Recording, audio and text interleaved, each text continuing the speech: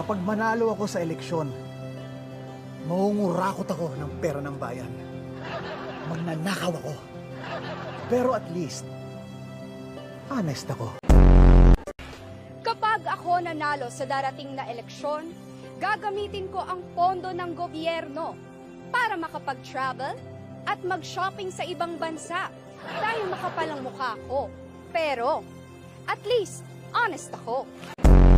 Kapag nanalo ko sa darating na eleksyon, bibigyan ko ng puwesto sa gobyerno ang lahat ng mga kamag-anak at kaibigan ko. Dahil korap ako.